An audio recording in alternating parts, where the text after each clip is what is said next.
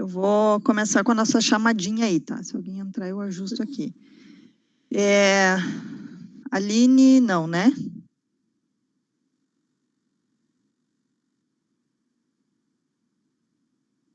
Oi, Elisandra, boa noite.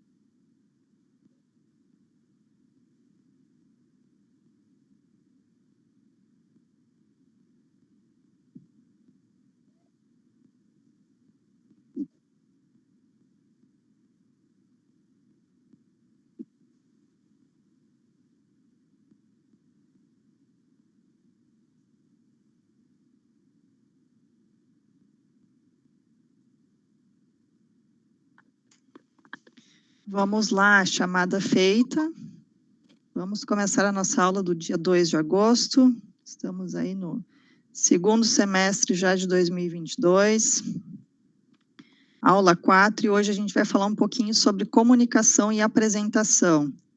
Mandei para vocês ali, então, o material de apoio, também mandei esse testezinho aí que vocês estavam me pedindo, né?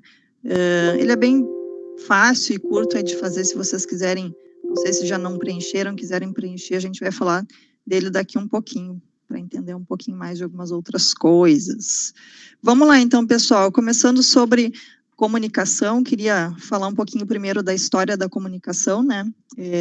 A gente vem evoluindo como ser humano, né, o tempo todo, e a comunicação não foi diferente. Então, nós fomos passando aí por etapas, desde a criação do homem, digamos assim, desde que o homem existe, a gente vai evoluindo, né? Então, os primatas começaram a sua comunicação apenas com gestos, sons, né? O cérebro ainda não estava preparado para ir muito mais além disso, né? Então, foi o início dessa comunicação, né? É o famoso uga-uga que às vezes a gente vê brincando aí nos desenhos, enfim, mais ou menos aquilo ali. Depois passamos nós, né, a humanidade, para as pinturas rupestres, né, que surgiram aí na pré-história. Basicamente eram essas pinturas mesmo, das rotinas deles, dos animaizinhos, enfim, do que eles viviam ali naquele dia, tentando se comunicar uns com os outros, né, e eles usavam, para essas pinturas, faziam pincéisinhos de pelo de animais, usavam sangue de animais, ou usavam algum tipo de tinta, né, que eles extraíam da natureza, de folhas, de árvores, enfim. E depois, um pouco mais aperfeiçoada, né, foi a escrita cuneiforme, que a gente vê bastante também ali nos hieroglifos, né, dos egípcios, né, então já é aquela coisa um pouco mais elaborada, né, que começou na Mesopotâmia, que hoje é o atual Iraque, e aí foi passando aí de povos em povos. Deixa eu só tirar aqui um barulho. Então, essas foram os dois primeiros formatos, né, de comunicação do ser humano. Depois já começamos a aprimorar um pouco mais, né, e aí passamos aí a carta, já, a gente está falando já de estágio bem avançado, né, de 2.400 anos antes de Cristo, né, então os faraós já usavam, né, os mensageiros. Também temos aí a figura do que a gente vê nos filmes também, dos pombos, né, que faziam esse envio de mensagens, né, então tinha um pouco de tudo. A carta, na verdade, ela é ainda utilizada até hoje, né, não sei se vocês chegaram a pegar, e todo mundo jovem, né, chegaram a pegar o uso da carta ainda como meio de comunicação mesmo, assim. Não sou tão velha, mas cheguei a pegar, então era o que a gente tinha, assim, demais. Então, assim, uma carta, levava, sei lá, 7 dias para chegar. Então, na verdade, era demorado, né? Mas quando não se tinha os computadores como a gente tem hoje, as cartas foram muito utilizadas para namorar, para pegar, fazer contato com parentes que moravam longe, para enviar, às vezes, coisas, né? Então, e hoje em dia está praticamente em desuso, né? Alguma coisa só comercial. Tanto é que os Correios, eles estão meio decadentes, assim, na verdade, hoje o Correio, ele trabalha basicamente com envios, né? Envios de e-commerce, assim, desses materiais dos famosos recebidos, porque a carta é carta mesmo, ficou em desuso, né? Bom, então as primeiras cartas foram feitas, né, usando o papel papiro pelos egípcios, né, que foi o papel que eles criaram lá, à base das algas lá do Rio Nilo, né, do que era tirado do Rio Nilo, faziam papel, né, e a partir dali começou a crescer, a aparecer a escrita, né, enfim, a carta começou a ser a forma de transporte de informações mais utilizadas. Depois o jornal, né, o primeiro jornal foi produzido em Roma, né, também era escrito de uma maneira um pouco mais precária, em placas, né, isso a gente vê também direto aí os desenhos. E por muito tempo o jornal ele foi a principal forma de comunicação, mais no sentido de divulgação, não pessoal, uma pessoa com a outra, mais a nível de informação, né? Os governantes usavam o jornal para disseminar tudo que estavam fazendo, aqueles, né, os reis, enfim, o que estava sendo feito. E aí depois, com o tempo, foi, né, evoluindo, e hoje a gente ainda tem, né, o jornal como um meio de informação, de comunicação, mas cada vez também mais em desuso. Principalmente o pessoal mais antigo, né, os nossos avós aí, que tem o costume de ler e precisam pegar, né, o documento, o jornal, assim, ainda tem gente que assina, né, mas é realmente exceção a isso. Raros as pessoas que ainda não aderiram, né, à informação em outro formato. Bom, depois o telégrafo, né, que foi o norte-americano Samuel Morse, que criou em 1837, né, então era um aparelho que transmitia ondas, né, de um aparelho para o outro. Então ele criou o código Morse, né, que a gente conhece, também vê bastante nos filmes, que eram sinalizações, né, códigos decodificadas, que faziam com que quem sabia ler esses códigos entendia a informação. Então, isso também sempre foi muito utilizada na guerra, pelos governos, todo tipo de informação sigilosa era bastante usada com o código Morse por isso, assim, porque não era todo mundo que conseguia ler este código, conseguia entender esse código, né? Mas foi um dos primeiros formatos em que se conseguiu emitir, né, uma informação a longa distância. Depois disso veio o telefone, em 1876, pelo Alexander Graham Bell, né, que foi o inventor do telefone, então, abençoado, Bell, que inventou, então, essa máquina poderosa e que foi o começo de tudo, né. Também, veio um pouco junto aí seguindo mais ou menos uma mesma linha de raciocínio dos impulsos elétricos, né, mais ou menos como o telégrafo já utilizava. E só fazendo alguns adendos aqui para vocês, que a gente parece que o telefone foi ali adiante, mas já faz um pouquinho de tempo, né? E quando começamos a usar o telefone, era tudo muito diferente, né? Então, assim, o telefone era uma coisa muito cara para se ter. Então, não era qualquer pessoa né, que tinha um aparelho telefônico em casa. Até porque era público, né? Depois que foi vendido, se tornou um órgão, aliás, desculpa, era público e se tornou depois privado. Então, assim, as pessoas tinham esse aparelho em casa, era caro de ter a linha. Na verdade, quem tinha ali a linha comprava cotas, né? Cotas, era como se fosse um acionista, né, da telefonia. E aí, quando foi mudando, que privatizaram, as pessoas receberam essas cotas, podiam vender as suas cotas. E era caro, assim, por exemplo, quando uma pessoa próxima a mim vendeu, deu para comprar um terreno, né? Então, assim, era algo que realmente muito valioso. E aí depois, claro, aí foram entrando, né, as empresas privadas, e hoje a gente está numa situação que nós temos várias operadoras, né? Então aí entra a concorrência, a gente não fica refém de uma empresa só, né? Então a tendência é cada vez sempre baratear mais, ficar mais fácil, ficar melhor para nós, mas há um tempo atrás não era assim, era bem cara a chamada também, uma chamada telefônica era cara, então tinha que falar rápido, né, enfim, poupar, então era um pouco diferente do que a gente tem hoje, que é tudo muito barato e rápido, né. Bom, e aí depois o rádio, né, que também foi criado aí pelo italiano, né, o Marconi, inventor do rádio, em 1895. Também ele recebeu o primeiro sinal, né, depois patenteou em 1896, mas o rádio mesmo começou a se popularizar em 1901. Usamos ele até hoje, né, só que hoje o rádio ele não é exatamente necessariamente para informações, né? Claro que a gente tem também os canais, notícias, Voz do Brasil, um monte de coisa. Mas a gente usa hoje o rádio mais como uma forma de entretenimento, música, enfim, programas de humor, né? Mas, claro, sempre com a parte de informação também. A televisão, que até muito pouco tempo foi o nosso principal canal de entretenimento e de comunicação e de recepção de informações, né? E que até hoje ela está sempre presente aí na sala e na casa de todo, ou quase todos os brasileiros, né? Com a chegada da internet, cada vez ela vai perdendo um pouco mais de força, mas eu acredito que vai demorar muito tempo, se é que isso um dia vai acontecer, da televisão perder totalmente a sua representatividade, né? Porque ainda sempre vai ter um público que ou não tem acesso, né, a computador, a internet, ou esse pessoal mais velho que também prefere, vai ter resistência, enfim, eu não vejo a televisão saindo assim, de cena tão cedo, acho que ela ainda tem um bom tempo de vida ainda.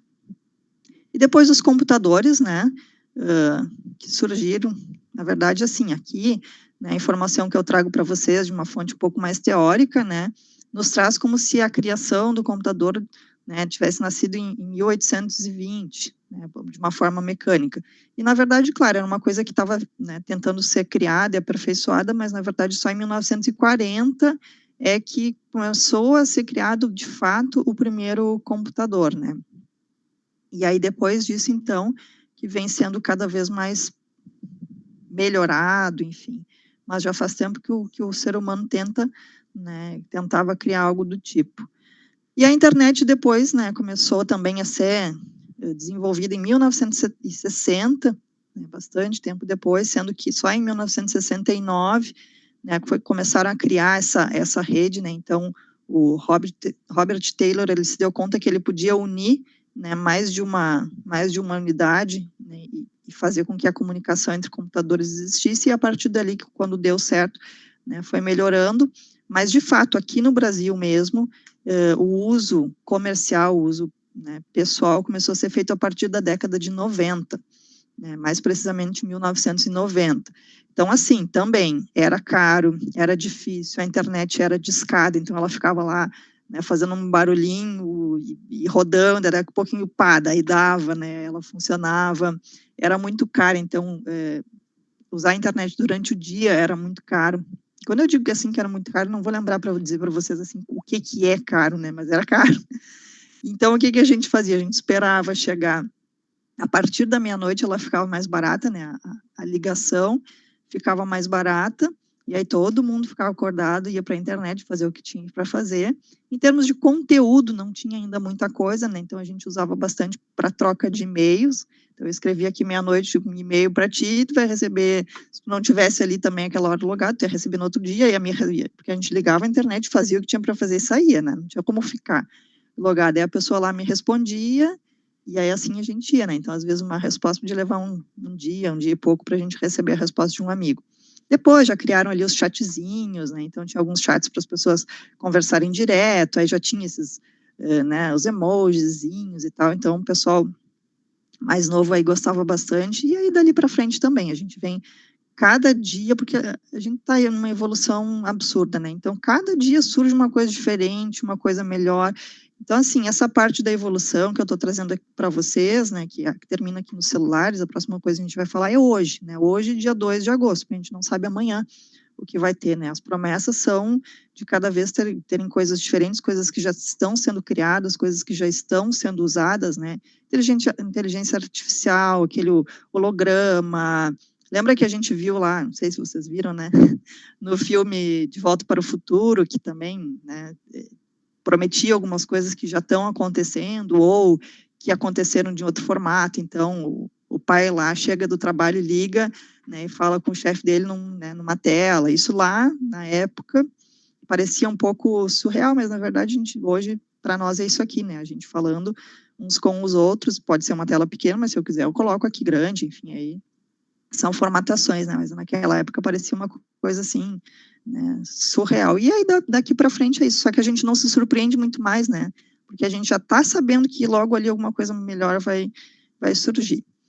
Aí eu não sei quem é que está aí com o material aberto também, né? Celulares surgiram.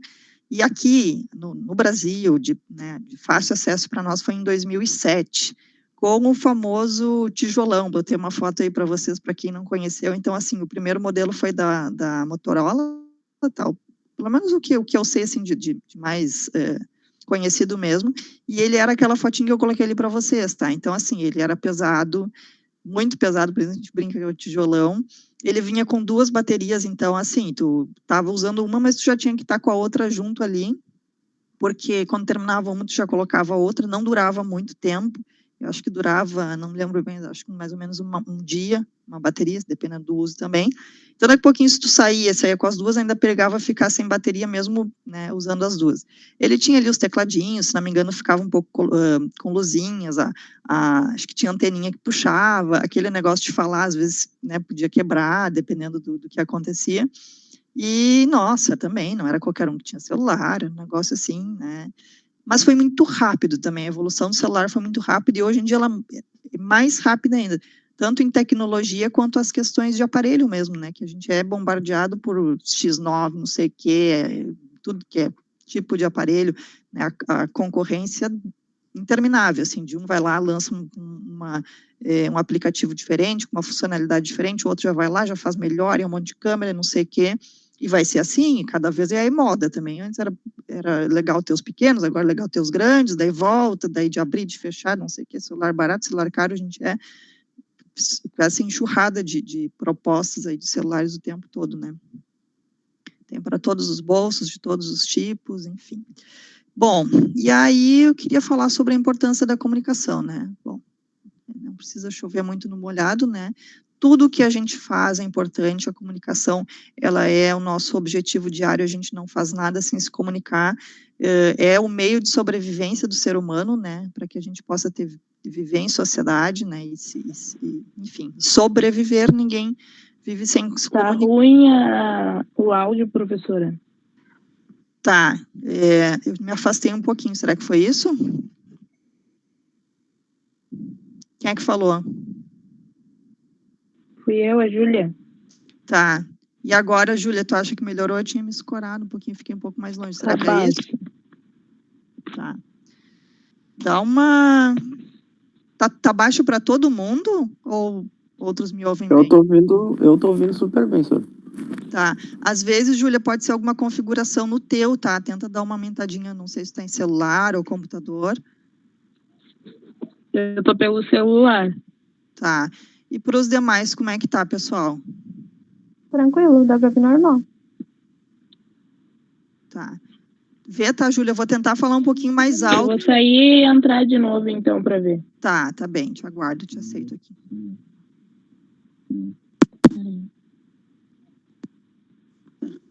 Nem sei se é isso.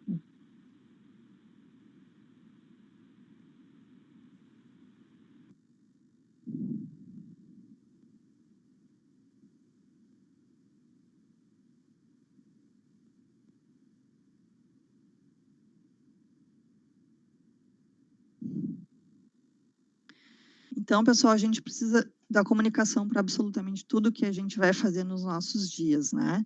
Trazendo aqui para a nossa realidade, do que vocês estão buscando hoje para vocês, do curso, do momento profissional que a maioria está, né? Que ou está buscando recolocação, ou está começando numa empresa, ou está começando a sua vida profissional. Então, o que as empresas como organização querem, né? Eles querem profissionais que possam e saibam se comunicar de uma maneira que não prejudique os processos da empresa, né, que as pessoas possam cada um conduzir a sua fala e passar as mensagens de uma forma eficaz para o benefício próprio e da instituição, né. Então, a comunicação eficaz, ela consiste basicamente, né, em fazer com que a informação seja dada de uma forma objetiva e clara, para que todos entendam a mesma coisa, né.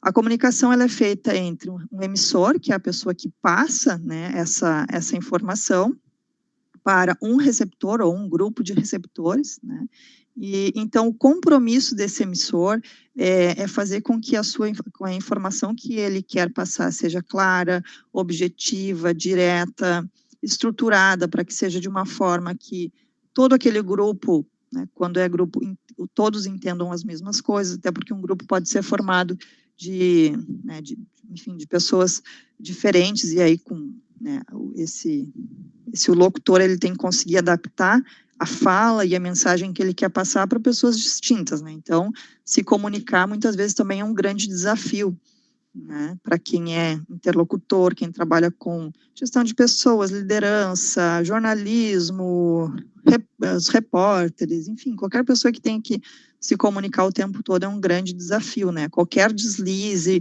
qualquer coisa falada errada, enfim, pode ser mal interpretada, pode ser, enfim, uma coisa que prejudica a carreira dessa pessoa.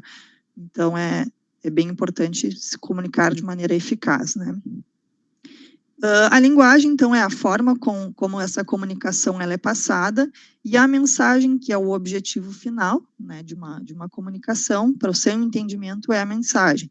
Então, o objetivo final é que essa mensagem seja transmitida e recebida por todos, né, da mesma forma, esse conjunto de informações aí que formam a mensagem, que é o objetivo. Gente, vocês estão me ouvindo bem? Posso continuar? Era só com a Júlia, eu acho, né? Sim, agora melhorou para mim. Tá. Bom, e o que torna o que a gente pode considerar uma comunicação eficaz, tá? E o que ela gera nas organizações? Bom, primeiro, a melhoria de processos, né? Lembram quando a gente, não sei se vocês chegaram a pegar isso, mas lembram daquela brincadeira de criança que é o telefone sem fio? É mais ou menos a mesma coisa, né? Porque os processos são exatamente isso, né? São cadeias de coisas que são feitas e por fases que são feitas e no formato que tem que ser feitas, né? Então, se a comunicação ela é boa, esses processos eles vão fluir com clareza, mas quando a comunicação não é boa, no meio desses processos pode ter falhas, né? Ruídos na comunicação. Então, é que nem essa brincadeira do telefone sem fio, que eu passava para ti, tu passava para o outro, uma frase, né? Quando chegava no último da roda, já não era mais a mesma frase, né? É brincadeira de criança, mas para exemplificar exatamente isso que acontece quando a comunicação não é boa, né? Não, nada diferente, é exatamente isso. Então, os processos podem ser amplamente prejudicados quando no meio a comunicação não é boa. Quem estrutura esses processos dentro da empresa, quando coloca eles, faz um padrão, também tem que fazer de uma maneira que todos entendam. E em termos de processo, a mesma coisa também. O mesmo processo pode englobar pessoas de vários setores, né, de vários cargos, vários tipos de formação. Então, os processos eles têm que ficar de uma maneira que todos entendam para poder cumprir a sua parte naquele processo, né? Também influencia no engajamento e motivação dos seus colaboradores, né? Então, você imagina, eu vou ter uma conversa com um colaborador, quero dar um feedback para ele. Da maneira como eu vou passar isso, eu posso motivar ele ou eu posso simplesmente arrasar com qualquer coisa que ele estivesse esperando aquela nossa conversa. Até porque uma mesma coisa pode ser dita de várias formas diferentes. Por isso que, assim, numa comunicação, quando a gente já vai sabendo que o papo é delicado, que é coisa importante, é bom a gente pensar bem antes de falar, estruturar, mais ou menos pensar, botar na cabeça, olha, quando eu chegar, vou falar assim, assim, assado, porque senão a gente vai muito no impulso, e às vezes no impulso a gente acaba passando a informação de uma forma que não vai cair muito bem para o outro, e pode ser bem desastroso. E em termos na parte motivacional, pode ser um grande tiro no pé, porque até a minha ideia era dar chamar a pessoa para até dizer umas coisas legais, a proposta legal, só que dependendo de como eu vou passar, o retorno vai ser completamente, o resultado, né, vai ser completamente diferente disso. Então, principalmente líderes têm que cuidar bastante, porque eles têm a capacidade de motivar de uma maneira exponencial, dependendo de como eles se comunicam, e o contrário também. Né? Então, é bem importante que quem lidera esteja sempre com a comunicação bem afiada. Isso é trabalhado, né? Existem muitas formas também de se estudar maneiras importantes de se comunicar. Diminuição de conflitos, também seguindo mais ou menos essa linha de raciocínio, né? Então, vamos supor assim, que... vou dar um exemplo que eu uso bastante. O pessoal pede para que a gente dê respostas negativas de processos seletivos, né? E a gente fornece, mas olha o cuidado que a gente tem que ter, porque às vezes uma seleção tem muita coisa em risco, né?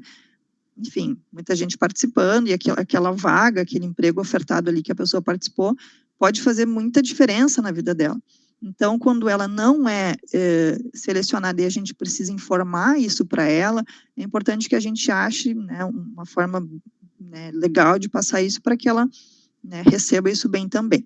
Então, vamos supor assim uma maneira, claro que vou falar aqui um exemplo bem, enfim, bem exemplo mesmo, mas, você não foi selecionado porque neste momento, não deu, tipo, ponto, não deu. Não, só um pouquinho, ele vai receber aquilo ali como uma bomba no peito, então a gente precisa elaborar porque está faltando nessa meu feedback o quê? Está faltando o porquê também, né? Então, o que seria uma resposta negativa legal, assim? Estou entrando em contato para avisar sobre a vaga que você participou, a seleção que você participou, a vaga tal, que neste momento você não foi selecionado, sem desabono nenhum ao seu desempenho, mas ficaremos com o seu currículo no nosso banco para futuras oportunidades, né? Enfim, mais ou menos nessa linha, tá? É mais ou menos um padrãozinho que a gente usa aqui. Se o candidato, por acaso, nos responde querendo um feedback um pouco mais avançado e a gente tiver essa resposta do cliente, a gente dá também, né, mas é uma maneira objetiva, mas ao mesmo tempo sensível, né, de dizer para a pessoa que naquele momento ela não foi selecionada. Tá? Então, a mesma coisa pode ser dita de várias maneiras. Eu peguei um exemplo, meu primeiro exemplo foi bem simplão, assim, e esse foi um exemplo melhor, ainda podia ter um intermediário ali, né, que não seria nem tão ruim e nem tão bom. Então, diminuição de conflitos, isso no âmbito, nesse caso aqui do exemplo da negativa, não chega a ser um conflito, né, mas em termos de empresa, conflito entre colegas, por exemplo, assim, um chefe dá a oportunidade de uma seleção interna para dois, né, subordinados deles, depois a hora que ele tem que chegar para o não selecionado, olha só, ele como líder, ele pode passar isso de uma maneira muito tranquila, ou ele pode passar de uma maneira muito simples, ou muito errada, ou muito objetiva, de forma que a pessoa que não foi selecionada, ela não vai ficar feliz com aquele feedback que ela está recebendo, ela não vai entender, ou ela simplesmente vai ficar meio revoltada. Tá, mas por que ele? Primeiro que tu tem que saber o porquê, né? Tu não pode, aqui nem criança, por quê? Porque não é a resposta, né? Então, tem que saber dizer o porquê, porque a pessoa não vai se contentar só com não, você não foi selecionado, né?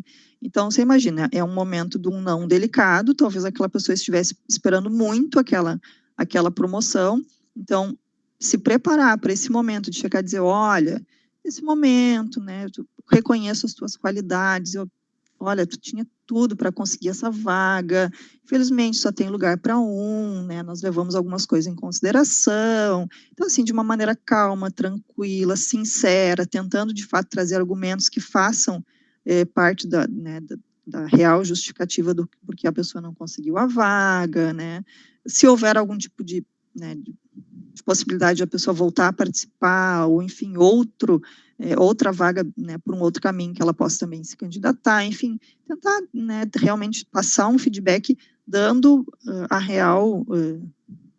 notícia real de uma maneira sincera, né, enfim, e tentando sempre com muito carinho dar essa negativa, porque poderia ser bem importante para essa pessoa e para ela não se desmotivar, né. Melhorar o clima organizacional, então, de uma maneira geral, quando a comunicação é boa para o grupo todo, o clima fica leve, fica bom, fica descontraído, todo mundo trabalha bem, todo mundo se entende, sempre, né, tentando também levar em consideração que esse clima bom, às vezes, também tem que ser bem balanceado, para que nunca passe do profissional, digamos assim, né, mas a comunicação ela é importante afeta diretamente o clima da empresa, o clima dos setores, a maneira como as pessoas vão se relacionar, né, enfim, é bem importante. Aí, para ilustrar isso, eu trouxe, eu não sei se tem alguém que está aí com o material, mas aí eu trouxe aqui uma anedota, digamos assim, que ilustra bem os problemas de comunicação. Aqui no exemplo que eu trago, né, ele se passa dentro de um quartel, mas a gente consegue fazer bem certinho isso para a empresa, assim, serviria para ilustrar dentro de uma empresa também. Então, a historinha é sobre um eclipse solar que aconteceria, tá? Isso dentro do quartel. Então, o capitão chega para avisar, né, que eles vão dar oportunidade do grupo todo assistir um eclipse solar. Então, ele chega para o... E aí eu vou ler certinho aqui para vocês, tá? Chega para o tenente e diz: tenente, amanhã haverá um eclipse do sol. Quero que a companhia esteja formada com farda de trabalho na parada, onde darei explicações acerca deste fenômeno, raro fenômeno, que não acontece todos os dias. Se por acaso chover, nada se poderá ver e, neste caso, a companhia ficará dentro da caserna. E aí o tenente se dirige ao sargento, né, e passa a mesma notícia para ele. Sargento, por ordem do nosso capitão, amanhã vai haver um eclipse do sol, em farda de trabalho. Toda a companhia fará na parada, onde o nosso capitão dará explicações, coisa que não acontece todos os dias. Se chover, o eclipse será na caserna. O sargento, então, vai passar a mesma informação para o cabo e diz: nosso capitão vai fazer um eclipse do sol na parada. Se chover, o que não sucede todos os dias, não se verá nada. Então, o capitão dará explicação em farda de trabalho na caserna. Por fim, o cabo vai passar para os outros soldados. Soldados, amanhã, para receber o eclipse que dará a explicação do nosso capitão em farda de trabalho, deveremos estar na caserna, onde não chove todos os dias. E, por fim, soldados entre si comentam: amanhã, se chover, parece que o capitão vai estar eclipsado na parada. É pena que isso não aconteça todos os dias. Em um outro formato que eu já tinha lido, fala que ele ia, né, estar no eclipse sem calça, sem farda.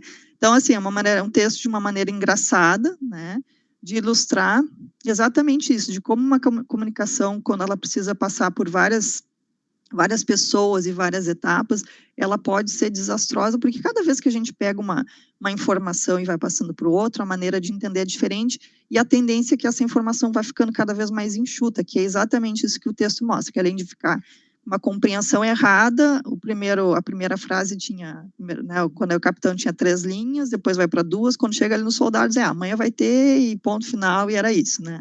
Assim acontece com os livros, né? Então, um original de um livro, ele é de, sei lá, 50 páginas, vamos colocar isso. A cada edição que esse livro passa, coisas vão sendo suprimidas, né? Então, cada vez ele vai ficando um pouco mais pobre, menos páginas, e às vezes até com a linguagem, enfim, palavras, isso tudo muda, né? Então, é mais ou menos o que acontece com a comunicação, cada vez que ela tem que passar por mais de um emissor, né? Então, esse exemplo é perfeito, assim como o do telefone sem fio, porque é exatamente isso que acontece na nossa comunicação, até porque quem recebe, cada um de nós, a gente recebe, mesmo que o emissor tenha sido muito claro e a frase fosse muito simples, eu posso entender de uma maneira por quem eu sou, pelas informações que eu tenho, pelo que eu acredito, por onde eu moro, influências do meio, estudo, enfim, uma série de coisas eu posso entender a mesma coisa de um jeito e vocês podem entender de outro, né? Então, tem tudo isso, tem quem emite, quem recebe, que momento a gente está, onde a gente está, quem é o grupo, enfim, uma série de coisas, né? E a comunicação na carreira, ela é importante, aí trazendo já para essa questão do assistente, né, assistente administrativo e as funções que esse profissional vai exercer, tem que estar muito preparado, né, para atuar com uma comunicação aqui, porque pode ser surpreendido, sendo, né, fazendo parte de uma corporação, pode ser surpreendido a qualquer momento, porque em vários momentos pode ser solicitado. Ai, gente, o barulho deu bem no... Mariana. Oi, Mariana. Boa noite. Boa noite. Atrasadinha. Tá me ouvindo bem? Tô ouvindo. Que bom, que bom. Deixa eu só anotar aqui a tua presença. Cheguei agora do serviço. Não tem problema, deixa eu colocar aqui. Muito bom. Mariana, hoje a gente está falando sobre comunicação, tá? Eu já estou um pouco adiantada aqui, mas depois tu volta ali no material para poder ver o que a gente já falou até agora, tá? Então, assim, um profissional, ele precisa de comunicação dentro da organização para várias coisas, tá? Apresentações em público, no caso de líderes, motivar equipes, passar treinamentos, fazer reuniões de negócios, participar da parte comercial, conseguir vender uma proposta para um cliente, entrevista de emprego, ser vendedor, trabalhar com vendas, tem bastante diferente de trabalhar com o mesmo produto, uma venda por telefone, uma venda em balcão, uma venda pessoal, uma venda externa, mesmo produto sendo vendido, a forma de vender muda totalmente a forma de se comunicar para vender esse produto, né? O telefone mesmo, ele é impessoal. Então, eu estou falando, o cliente está do outro lado da linha, ele não está vendo quem eu sou, não conhece a minha aparência, não sabe onde eu estou. Então, ele está se baseando apenas pelo meu tom de voz, pelo meu conhecimento do produto, pela minha entonação. Né? Já o mesmo produto sendo vendido por um colega de forma externa, ele consegue avaliar pela presença, pela vestimenta do vendedor, ele vai levar em consideração aquele esforço que ele teve de ir até lá para vender. Então, assim, tudo muda. A forma de comunicar em vendas muda de acordo com o formato da venda, né? Balcão também já é um pouco mais diferente, a venda presencial. Então, é bem interessante nesse sentido que a gente tem que também adaptar o produto e a venda de acordo com o formato, né, com a forma como vai ser vendido. Entrevistas de emprego, né, que é bem importante, até assim, teve pedidos, tá, de colegas para eu falar um pouquinho da parte de comunicação e apresentação em entrevista de emprego, tá? Eu posso falar bastante disso, eu só não sei se hoje, agora já é 8h10, 8h12, eu não sei se hoje a gente vai conseguir incluir isso na nossa pauta, tá? Se por acaso não der, fiquem tranquilos, eu posso inclusive elaborar, né, uma aula, uma mini aula só para a gente falar disso, a gente combina um outro dia, ou encaixa no meio de alguma outra aula que eu sei que vai ser mais curta, que o assunto é mais curto, então se a gente não conseguir falar especificamente disso, a gente marca, tá? Fiquem tranquilos. Então, esse profissional pode ser solicitado para, né, várias coisas dentro da empresa que vão envolver comunicação e ele tem que estar plenamente preparado para isso. O cargo de assistente administrativo, como eu já comentei algumas outras vezes, ele está no cerne da empresa, né? Então, na volta dele, ele vai ter chefes, gerentes, gestores, colegas de setor, até, né, subordinados, digamos assim, alguém que está um cargo abaixo dele. Então, assim, ele está rodeado de pessoas de todos os tipos, de todos os níveis, ele pode se relacionar com todas essas pessoas. Então, ele tem que também ser uma pessoa que tenha capacidade de adequar a comunicação em todos os níveis e com todos os perfis de pessoas, né? Então, dependendo de onde ele está, ele vai precisar o tempo todo se moldar. Ele moldar a comunicação dele para conseguir atingir pessoas diferentes, por motivos diferentes, por objetivos diferentes, né? Então, a maneira como eu me comunico com um grupo não necessariamente é a maneira como eu me comunico com o outro. Então, também, ter uma comunicação eficaz não é formar ter um manual de regras de como fazer, né, e engessar, porque eu vou precisar desconstruir aquilo ali e modificar de acordo com o objetivo e com o grupo de pessoas que eu quero transmitir uma mensagem, né. Bom, e aí a gente tem 3 tipos de comunicação, tá? A comunicação verbal, basicamente palavras, né, o grande desafio da verbal é a gente romper barreiras, né, romper a questão da timidez, da gagueira. Existem muitos cursos para trabalhar isso, né, cursos de dicção, oratória, que servem justamente para isso, assim, para as pessoas se aprimorarem, aprendem técnicas importantes, assim, que são legais mesmo, que a gente aplica e vê o resultado. E para quem acha que não tem essa habilidade, que gostaria de melhorar, né, procura um curso desses, é legal, tem bastante coisa gratuita também para participar na internet.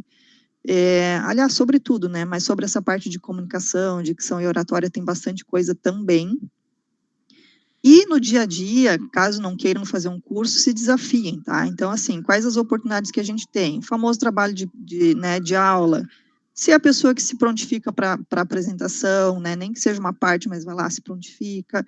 No trabalho também, né, não perca oportunidades de se mostrar, né, de falar numa apresentação, numa venda, enfim, na oportunidade que surgir, desde claro que tu sinta que tem capacidade, tu só precisa criar coragem para fazer. O mesmo em sala de aula, né, porque a gente está aqui, mas é um espaço bom para realmente aprimorar a conversa, a comunicação comigo, entre colegas, né, então realmente participar, né, enfim, o que vocês puderem fazer para que a comunicação entre nós todos flua, também é um terreno fértil para se aperfeiçoar, né? Então, a gente tem que ir quebrando um pouquinho essa questão da timidez, do medo, da insegurança, e começar a se experimentar. Não verbal, né, basicamente gestos, ou quando a gente usa qualquer tipo de sinalização, placas, enfim, qualquer outra coisa, logos, desenhos, para se comunicar. E a mais importante de todas, prestem atenção em tudo que eu vou falar daqui para frente, tá? É a comunicação corporal, tá? Que é a linguagem corporal. O nosso corpo fala, e ele fala o tempo todo. Deixa eu trazer aqui uma porcentagem, tem uma parte que eu adoro, e eu levo isso aqui para todos os lugares que eu vou, aula, palestra, workshop, formação. É essa informação que está aqui, tá? Nas páginas seguintes. A nossa comunicação ela é composta por apenas 7% é palavras, o entendimento, tá? Palavras, 38% é o tom de voz, entonação, e 55 a 65% é corporal, postura corporal. O que isso quer dizer, tá? Qual é a importância? A gente nem se dá conta dessas coisas, mas às vezes a gente toda vez que a gente está falando, e está falando normalmente, de uma forma distraída, a gente não se dá conta, mas o nosso corpo está o tempo inteiro emitindo sinais. E esses sinais, eles não necessariamente estão... normalmente, esses sinais estão... o que está sendo falado, o corpo acompanha, mas muitas vezes não. Né? Então, a gente usa bastante em entrevistas essas observações, tá? Então, assim, às vezes, eu digo, te interessa essa vaga? Não, super me interessa. Então, assim, a pessoa está me dizendo que interessa, mas a cabeça está sacudindo para o não. Né? Então, assim, não, essa vaga não interessa a ele. Né? Sei lá, daqui a pouquinho ele não está sendo sincero, porque ele não quer se indispor naquele momento, ficou com vergonha, ou ele está se sentindo pressionado para querer por algum motivo, mas ele, de fato, não quer. Né? Então, o tempo todo, o nosso corpo está querendo transmitir alguma coisa. E o cuidado disso é para que a gente, tendo esse conhecimento, estudando e gerenciando um pouco melhor o nosso próprio corpo, para que essa linguagem ela esteja de acordo com o que a gente realmente está falando. Né? E que a gente possa, aos poucos, começar a gerenciar isso um pouco melhor, né? E, ao mesmo tempo, utilizar para o nosso benefício próprio, inclusive para os nossos relacionamentos. Depois que a gente acaba estudando um pouquinho aí de linguagem corporal, a gente começa a dar uma cuidada no marido, né, para ver se o que ele está falando está correspondendo, começa a cuidar um pouco das mãos, dos olhos, como é que faz, como é que não faz, então é bem importante.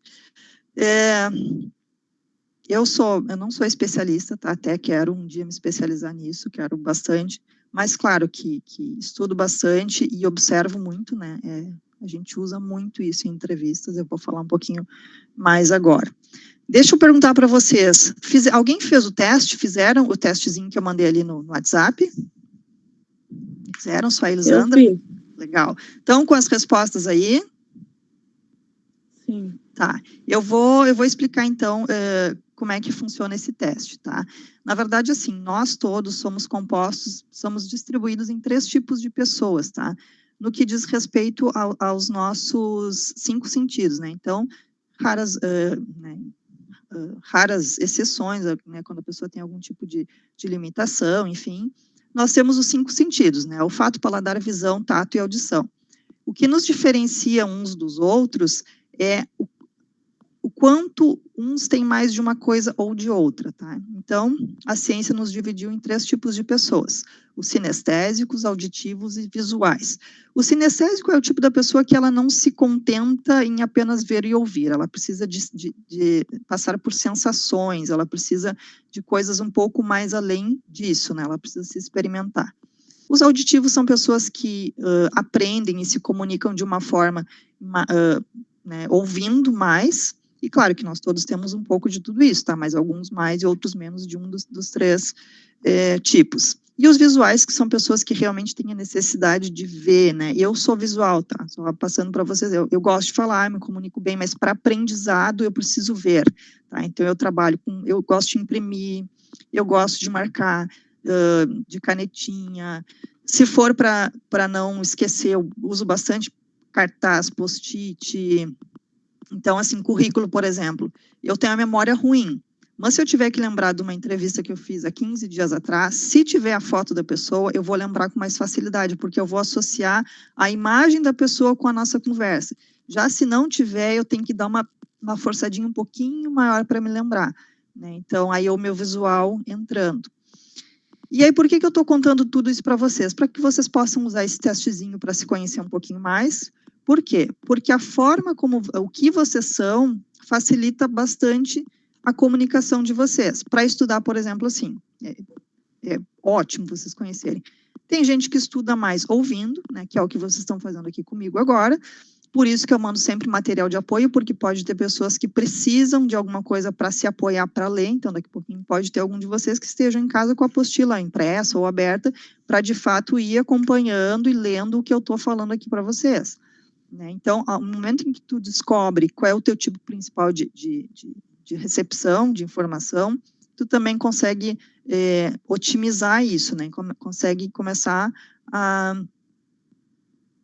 usar para teu benefício. Qual é a melhor forma de se aprender alguma coisa? Né? Alguns cursos de inglês e de outras línguas já utilizam isso, tá? Que é o método ver, ouvir e falar. O que quer dizer? Eles montam um curso de maneira que tu vá fazer as três coisas. Então, vamos supor, tá? Um curso de inglês. O que eles fazem? Eles vão te dar apostila, eles vão te dar material impresso, vai ter aula, o professor vai lá, vai falar, enfim. E depois eles têm, isso eu estou falando de um que eu conheci, tá? Mas agora deve ter vários outros. Ó, daqui a 10 minutos eu boto outro link lá, tá, pessoal? E aí depois eles tinham um sistema onde aparecia o desenho, vamos supor, tá, uma flor, apareceu ali a flor para mim. Daí eu tinha que digitar num campo, como eu achava que se escrevia flor em inglês. E eu tinha que falar no microfonezinho, pronunciar a palavra flor em inglês. Depois vinha para mim um relatório, né, para eu saber, vinha para mim e para o professor, para eu saber como é que eu tinha me saído naquele exercício todo. Então, eu estava utilizando os meus 3 canais de aprendizado, né, para fazer aquilo. Então, as chances de eu, de fato, aprender e não esquecer de como se pronuncia e se escreve a palavra flor em inglês, ele aumentava, estou dando um exemplo simples, tá? Ele aumentava potencialmente. Então, eu recentemente estava fazendo um cursinho aí mais básico de italiano e o método do professor era mais ou menos isso, só que por repetição. Então, ele dava uma frase, ele dava a tradução, ele explicava alguma coisa sobre aquilo e depois ele fazia a gente repetir aquela frase várias vezes. Mas quando estou falando de várias vezes, era várias vezes mesmo. E ainda ficava de tema de casa, repetir sozinho várias vezes. É impossível não gravar. Se pegar isso aí e realmente fizer direitinho, certinho, a gente grava e a gente aprende. Então, é um curso onde ele faz o inverso. Ele começa ensinando a pronúncia e frases, para depois, bem mais lá adiante, ele entrar com a parte de gramática. Porque quando a gente vai aprender uma língua, a gente se decepciona muito rapidamente. Por quê? Porque eles colocam a gramática antes de tudo. Em qualquer língua, a gramática é muito difícil, né? Então, se começar pelo contrário, e tu já for vendo que tu é capaz, que tu consegue pronunciar, que tu consegue formar frases, tu começa a pegar gosto por ali. Agora, por isso aí, agora, quando já começa pela gramática, aí é tragédia desde o início. Muito bem. Se identificaram no teste, nos resultados, vocês souberam somar, viram ali o que vocês são? Elisandra, conta aí, o que tu é mais? Tem que liberar o teu microfone. Ah, é. Eu vi, pelo que eu vi ali, eu sou mais visual mesmo. É? Tá. E tu imprime alguma coisa para acompanhar as aulas, ou tu tá com alguma coisa aberta na tua tela? Eu abro na tela aqui do WhatsApp, eu minimizo essa tela e vou acompanhando conforme a senhora vai falando. Tá. E tu acha que tu me enxergar falando vai ser melhor para o teu aprendizado, ou até para gravar, ou se eu fechar a câmera aqui para ti vai ser a mesma coisa? Não, acho que não vai ser a mesma coisa. É? Eu acho que se não estivesse te vendo, eu acho que também eu teria com a câmera aberta. Exato, é porque junta as duas coisas, né? Junta 2 dos 3 sentidos, então realmente Sim, sim. fica melhor. Quem mais fez aí, pessoal, o testezinho? Alguém Eu mais? fiz, o meu deu que eu sou auditiva. E aí, tu acha que é, Júlia? Acho que sim. É? Uhum. Me conta aí como é que tu estuda, por que que tu acha. Se eu estudar vendo um vídeo, entendeu? Ou alguém me explicar, eu já vou lá e faço. Eu não preciso ficar, sei lá, vendo muitas vezes. Eu sou mais de agir, assim, ouvir e fazer. Uhum. Tem E alguém... acredito que deu certinho, assim, o meu. É? Que bom, que bom. Uhum. Mais alguém deu sinestésico aí o seu resultado?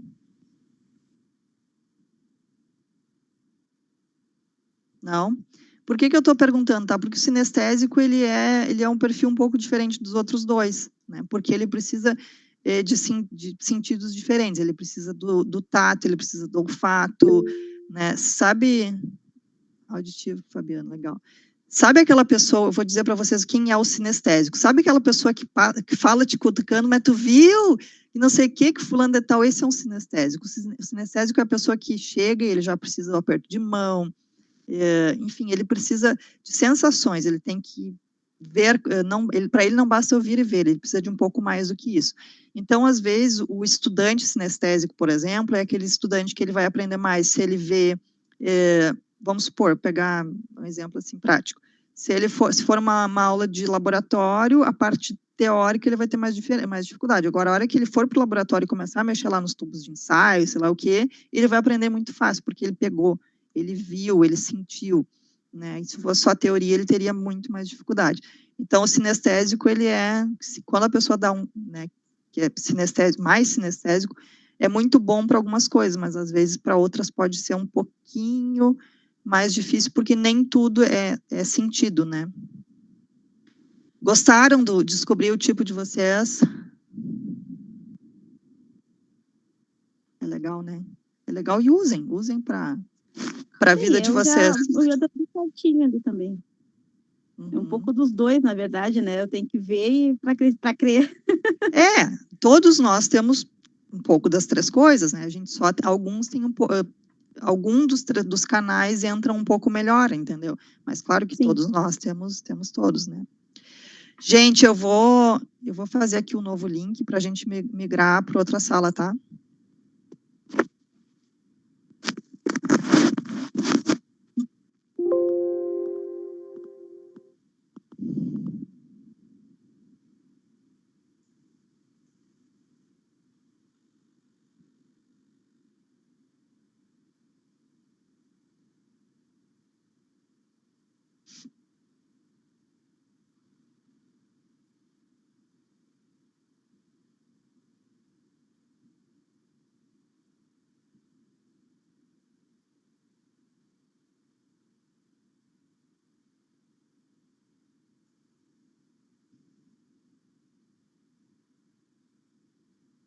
Tá, joguei aqui, joguei no grupo, tá? Vou encerrar aqui e a gente se encontra na próxima sala. Aqui já volto, tá? Falar com vocês.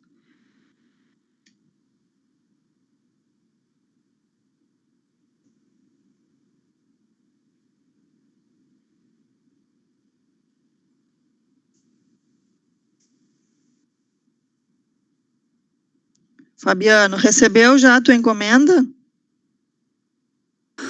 Ainda não, eu preciso passar nos Correios amanhã. Tá, mas eu pedi para entregar na tua casa, não chega lá. Eu não tava aqui essa semana. Daí eu não sei se chegou e eles acabaram levando. Ah, tá. Depois eu até posso conferir ali qual que era a data de entrega, mas eu acho que era bem rápido. Era para ser bem rápido. Uhum. Depois que tu receber, conta para nós aí se recebeu certinho e se gostou. Tá bom, eu aviso.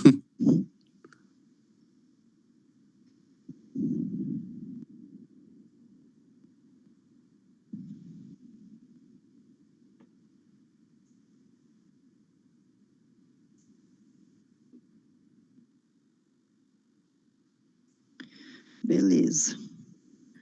Todos apostos, retomamos. O que vocês já conheciam essa porcentagem que eu trouxe ali sobre a linguagem corporal ser 50%, 60% do que a gente usa? Já conheciam? Não? Alguém ficou surpreso, imaginava que era assim?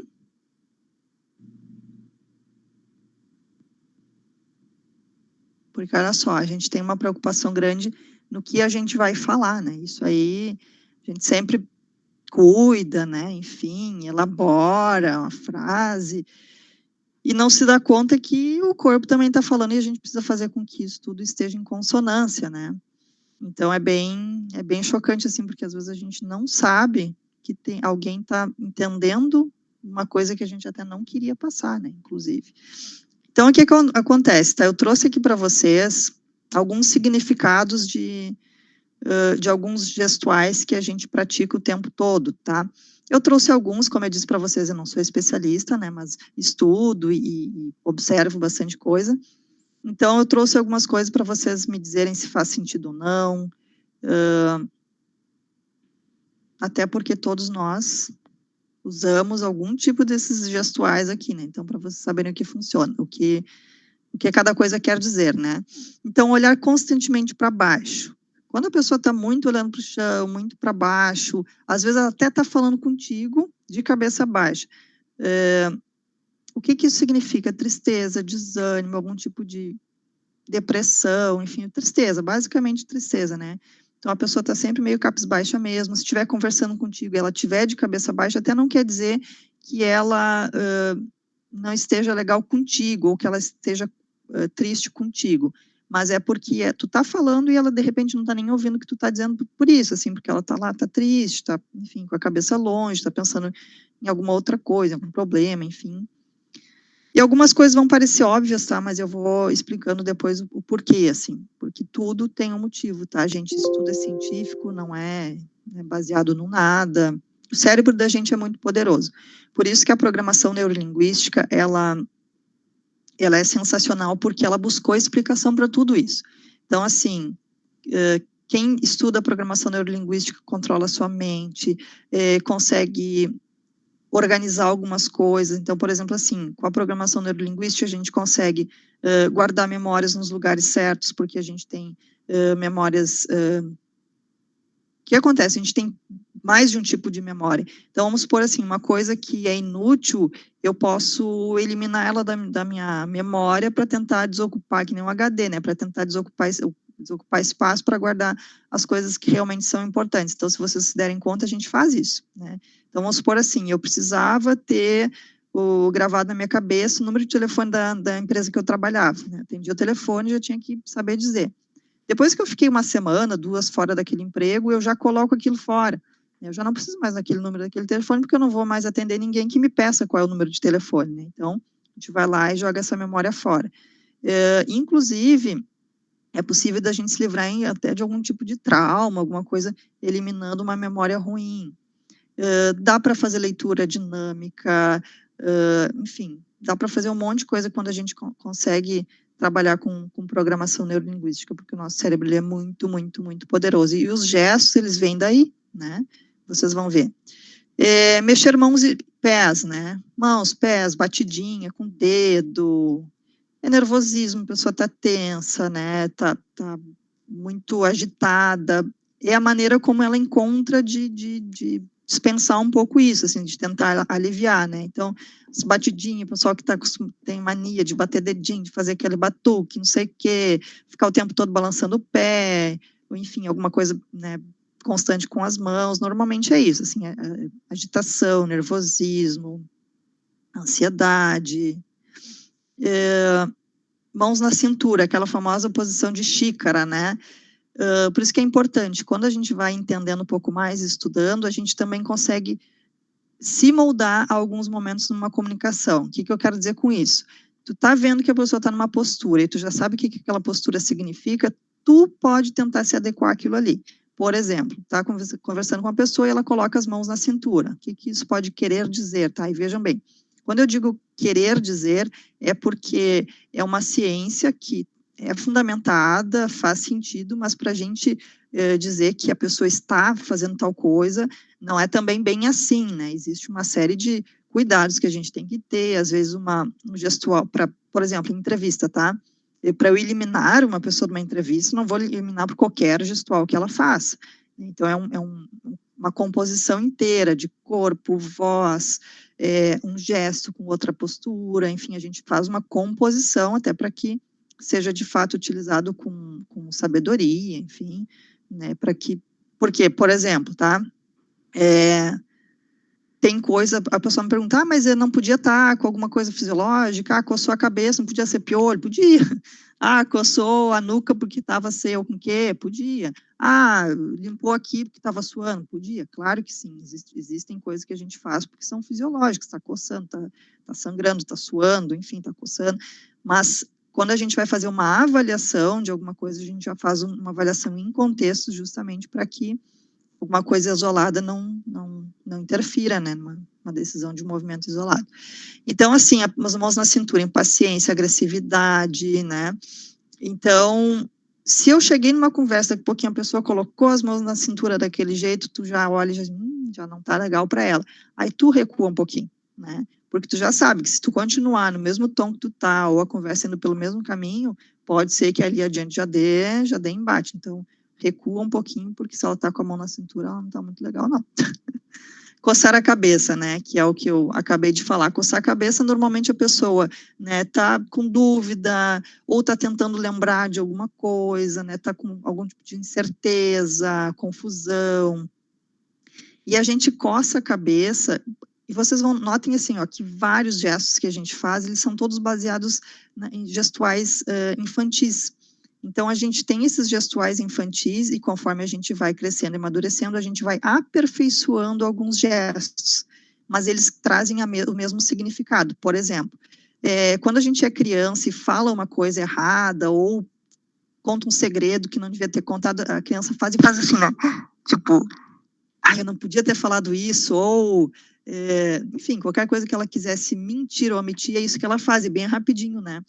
E no caso da mentira ou da intenção de mentir, normalmente a pessoa leva a mão a essa parte aqui, tá? De boca e nariz. Então, sempre tentando assim, né? Botar alguma coisa na frente ou simplesmente levar, né, a mão no nariz ou a mão na boca. É um dos gestos que pode indicar que a pessoa está mentindo ou omitindo alguma coisa. E esse gesto tipo assim, não, então, né, a pessoa já se protegeu, e é um gesto aperfeiçoado disso aqui, né, então a gente vai se dando conta de, não posso deixar tão claro, e aí tu vai melhorando aquele gesto. Então, tudo vem de gestos infantis que a gente também vai aprimorando ali, porque ninguém é bobo, né, e o coçar na cabeça é isso, a gente coça, e as crianças, só que elas coçam mais enfaticamente, né, eu acho uma gracinha. E então, coçar a cabeça, a gente coça normalmente aqui, onde a gente tem os lóbulos, justamente porque a gente está tentando ativar, como se a gente vai, ei, vamos lá, sabe? Só que o coçar, ele é mais sutil também, né? Pode ser outra coisa? Pode, mas normalmente não é, tá? Cruzar os braços é um dos gestos mais significativos e mais comuns, né? Quando eu estou fazendo uma aula, palestra, enfim, quero que seja em grupo e presencial, essa é a hora que eu digo, começo a falar do cruzar os braços, o pessoal já descruza e se ajeita na cadeira, né? Eu disse aqui, ó, viu? Já teve gente que estava assim, por quê? Ou porque o que eu estou falando não está interessante, a pessoa está entediada, ou porque ela não está acreditando em nada que eu estou falando, o que essa mulher está fazendo aqui, porque não sei o quê, né? Louco para ir embora. O cruzar braços com as duas, agora não dá para, deixa eu baixar aqui um pouquinho a tela. Cruzar o braço com as duas mãos para dentro, aí sim, desiste, porque esse cara se fechou totalmente, ele está protegido, ele não quer que ninguém entre, ele está louco para ir embora. Agora, se uma das mãozinhas ainda estiver, né, um pouquinho para fora, assim, ó, tá, aquela pessoa, ela está disposta a pelo menos tentar ouvir o que tu está falando, ela não está completamente negada aquilo tudo, tá? Então, assim, como foi pedido, né, para a gente conversar alguma coisa de entrevista também, se eu não conseguir falar só disso, provavelmente não, eu vou colocando um pouco nas minhas falas, tá? Então, assim, entrevista. Se a pessoa já fica de braço cruzado, é porque ela está tentando se proteger. Ela sabe que ela está sendo avaliada, ela sabe que tem muita coisa em risco ali. Então, a maneira de ela Tipo assim, se proteger no sentido assim, de que nada que eu pergunte bata muito forte nela, né? Mesmo tipo de proteção acontece principalmente com as mulheres, tá? Que já chegam numa entrevista presencial com a famosa bolsinha. Então, o que ela vai fazer?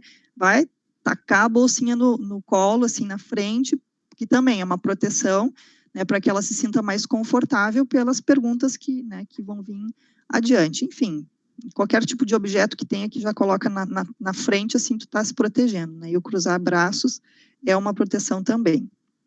Então, não adianta querer também driblar muito aí as entrevistadoras, porque a gente sabe um pouquinho de algumas coisas. Coçar o nariz, né? Como eu disse, coçar o nariz é um dos gestos que podem indicar que a pessoa está querendo, né, mentir ou omitir alguma coisa. Eu tenho uma amiga que ela tem um problema de sudorese excessiva, e a sudorese ela pode se manifestar em alguns pontos específicos do corpo, e o no dela é do nariz, né? Então ela passa o tempo todo a mão assim no nariz, porque realmente fica suando, fica muito gorduroso, o nariz dela é gorduroso, só que eu sei disso porque eu a conheço. Então, por que é perigoso? Porque se fosse uma entrevista, eu poderia achar que ela levar o tempo todo a mão no nariz poderia ser indicativo de mentira, mas aí é que entra, né? Tem outros gestuais que podem, coisas que a gente pode observar para não ser injusto, digamos assim, né? Outro indicativo de possível mentira é quando a pessoa coça aqui a nuca, assim, começa a levar muito a mão na nuca. Por quê? Porque quando a gente está nervoso e preocupado, quando a gente mente, a gente pode se sentir incomodado com aquilo, o coração começa a bater um pouquinho mais forte. E quando ele bate um pouquinho mais forte, a tendência da gente também meio que começar a sentir um calor, né? E o primeiro lugar que a gente sente aqueles calores são aqui, né? É aqui na nuca, que já começa a sentir o famoso arrepio, assim. É isso, pode ser isso. A pessoa coçou aqui porque ela já está se sentindo incomodada com alguma coisa. Então, o coçar o nariz é uma das formas de a pessoa entregar o jogo aí. Esfregar a orelha também, que é um gesto bem comum, né? Sei que a pessoa não está acreditando muito no que está falando, é meio cético, então, tipo, e é bem comum, tem gente que passa bastante tempo assim, né? Então, tu acredita em espiritismo? Pois não sei. Então, ele está dizendo para mim que não sabe, ou diz que sim, mas está coçando a orelha, então ele disse para mim que sim, mas na verdade não acredita, né? Normalmente a pessoa também está refletindo, enquanto coça a orelha, ela está refletindo se acredita ou não, né? Morder os lábios, às vezes nem é uma questão de quando se está na frente de outras pessoas, a gente fica mordendo o lábio sozinho, direto também, que é questão de nervosismo, preocupação, ansiedade, né? Então, referente a isso, trazendo mais uma vez para as entrevistas, eu tenho, pena que eu não trouxe aqui, eu tenho uma bolinha, que ele é o sorrisinho amarelo, o emoji aquele, sabe? Que eu tenho na minha mesa. Então, quando eu noto que a pessoa está dando algum daqueles sinais que está, e normalmente o candidato está, né, nervoso, enfim, tá nervoso? Tô. Então tá, então vamos fazer assim, eu tenho aqui essa bolinha, segura para nós aqui. Fica apertando, tu vai apertando ela e tu vai, né, ficando mais aliviado. Em relação à bolsa, eu coloquei lá na minha parede um porta-gancho daqueles, então eu já convido o candidato a largar a sua bolsa para que ele fique mais confortável, para que eu consiga, de fato, receber as informações que eu preciso naquela entrevista.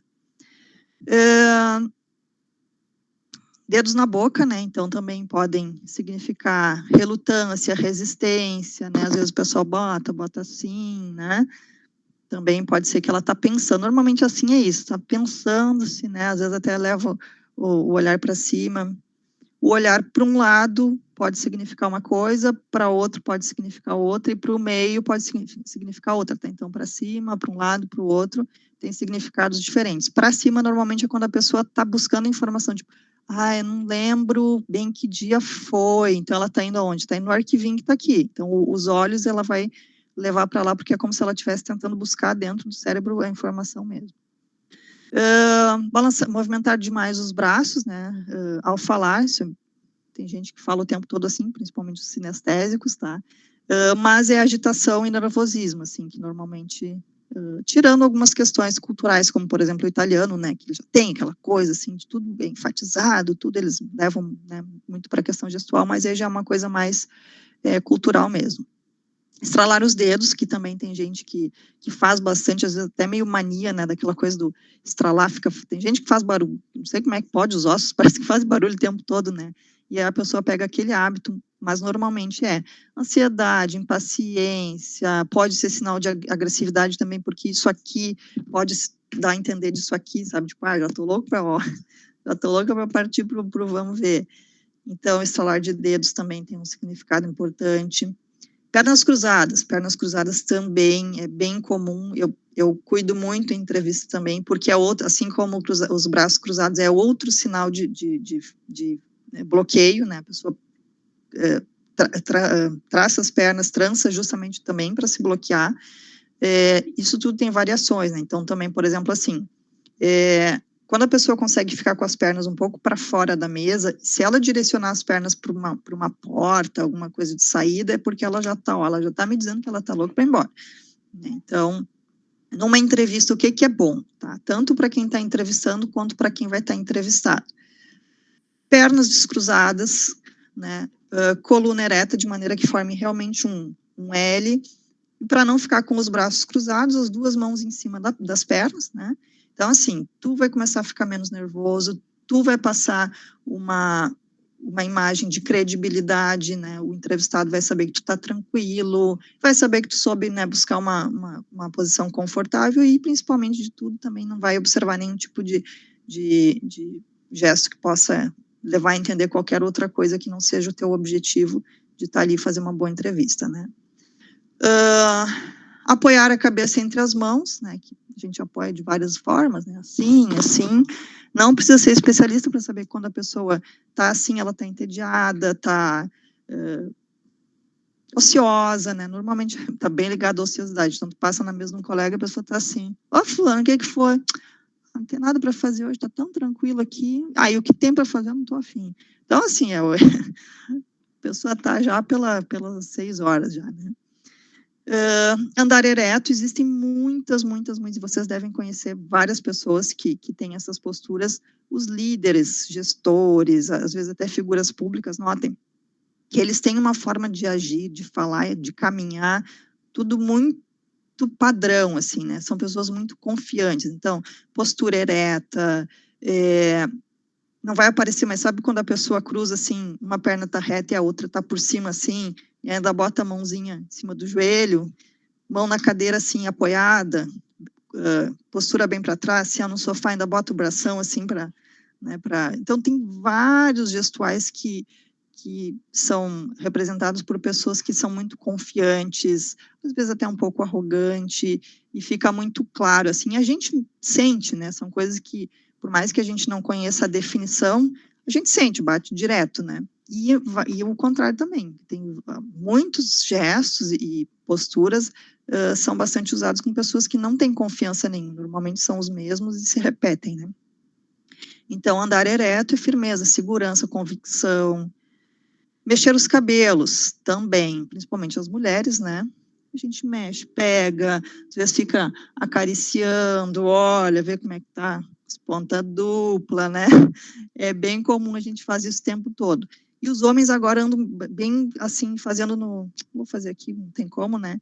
Eu vou estragar aqui o meu penteado, mas eles ficam, né, no topete, coisa, então tem, não é só porque é mulher, né? É um comportamento de insegurança, hesitação, nervosismo, timidez. Timidez é bem comum, tá? Porque a pessoa, quando ela faz isso aqui, ela também não quer olhar, né? Ela não quer olhar, não quer que olhem muito para ela. Então, bem, é timidez.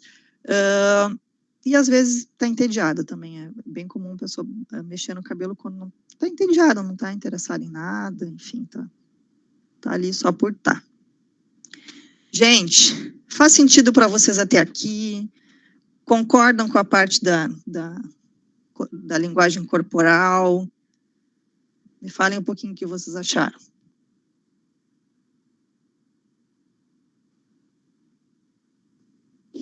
Eu concordo.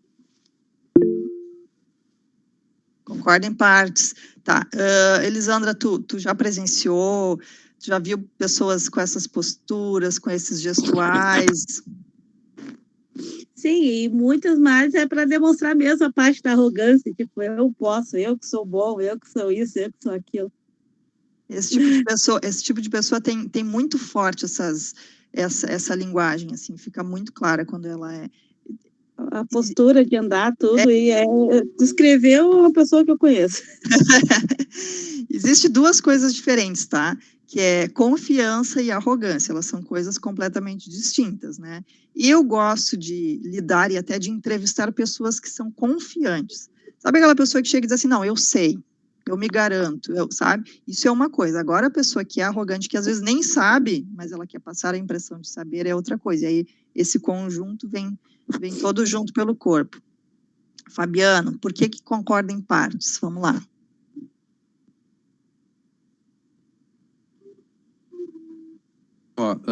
É porque isso, na verdade, eu pensei, isso talvez pode influenciar na tomada de decisão do entrevistador, entende?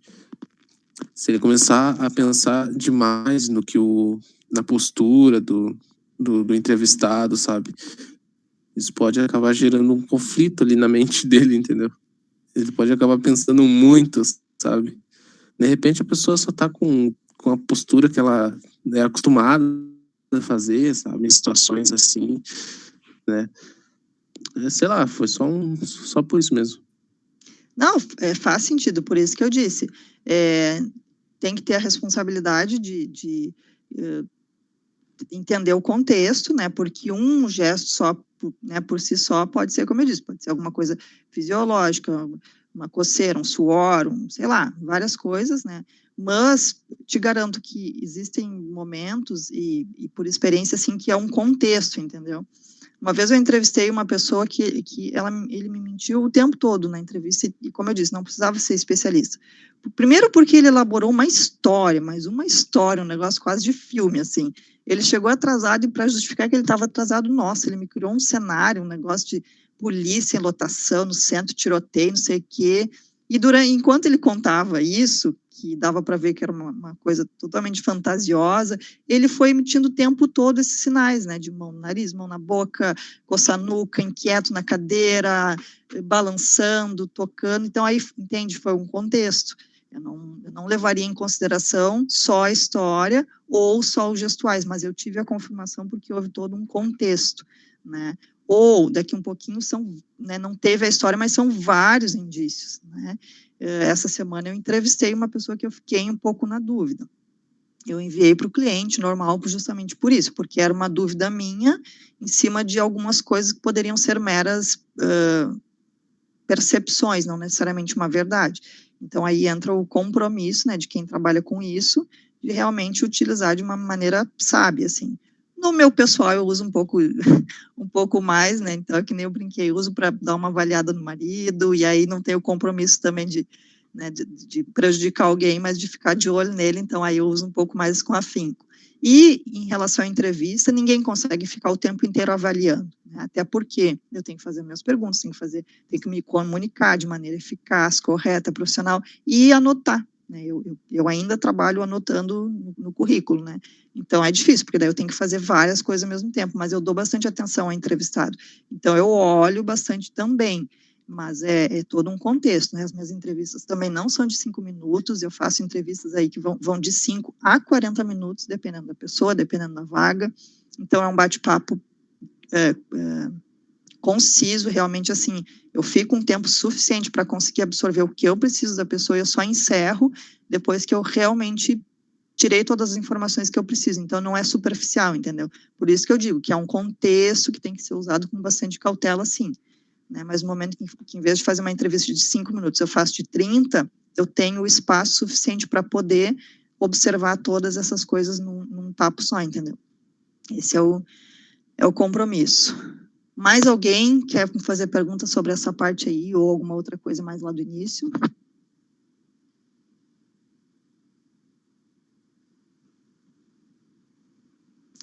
Daí, pessoal, assim, ó, ficou faltando bastante coisa, tá? A gente ainda passaria aqui pela parte de interpretação de texto, redação, marketing, apresentação. Então, daria para falar, acredito que mais mínimo uma meia hora, tá? Então, como eu disse para vocês, vai ficar para uma próxima. Anotem vocês já estão com material de apoio, né? Anotem tudo que vocês querem rever, algumas perguntas que queiram me fazer sobre hoje, e aí na próxima aula a gente começa retomando a aula de hoje, complementando com o que faltou ali, e aí depois a gente entra no assunto da aula. Se tiverem perguntas mais específicas sobre essa parte de entrevistas, mandem ali também, que eu anoto, e depois, se for o caso, eu posso fazer um dia separado para isso, ou de repente até elaborar um material para vocês, tá? Ou a gente marca, enfim, para quem tiver interesse, a gente faz um outro dia aí, no final de noite também, mais ou menos no mesmo horário, para falar só sobre isso, para quem se interessa, daqui a pouquinho está no mercado de trabalho, está buscando, né, para se preparar melhor para a entrevista. Eu presto esse serviço de correção de currículos, ajudar. Normalmente eu faço uma entrevista, tá? Quando a pessoa vem para pedir ajuda para isso, eu faço uma entrevista normal, eu peço para a pessoa vir na entrevista, vestida do jeito que normalmente vai numa entrevista, levar o currículo do jeito que tá, sem mexer, e a gente faz essa entrevista mesmo não havendo uma vaga de fato, e aí eu noto e anoto tudo que eu quero, o que eu acho que pode ser melhorado, e eu já dou esse feedback na hora para a pessoa.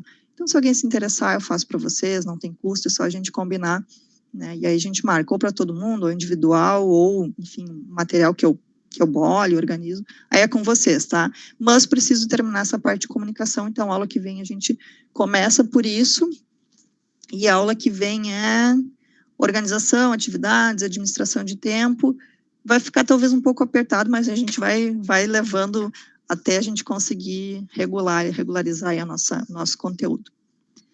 Querem falar alguma coisa? Fez sentido para vocês? Tem algum feedback? Áudio e vídeo estava bom? Querem alguma coisa? Por favor, agora é a vez de vocês falarem. Temos 2 minutos para que agora eu possa ouvi-los.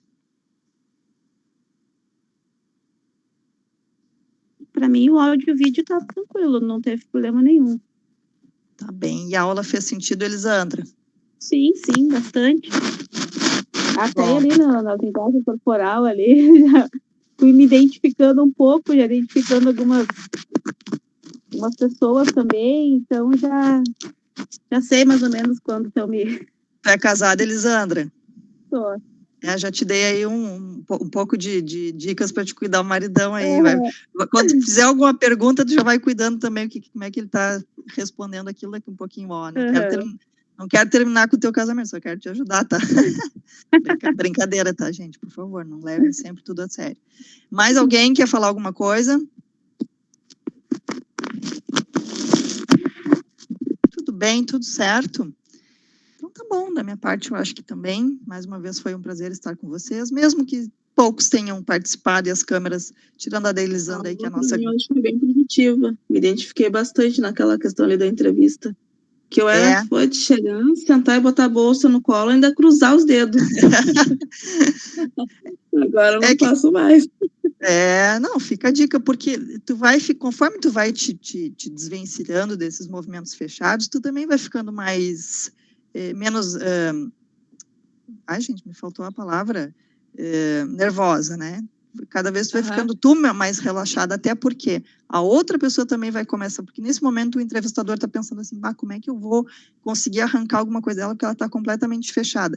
Então aí é o tipo de entrevista que às vezes a gente tem que ir instigando, perguntando, né? E tem algumas pessoas que não têm esse interesse em deixar a pessoa mais tranquila, né? Então, ela vai indo, ela não tá... Só que vai passar uma impressão melhor e vai ficar mais fácil para ti se tu também ajustar a tua postura na cadeira para passar mais confiança e ficar menos nervoso. Tá bom. Certo, pessoal? Obrigada mais uma vez, uma boa noite para vocês e até terça que vem. Boa noite. Boa noite, Isla. Tchau, tchau, boa noite. Boa noite.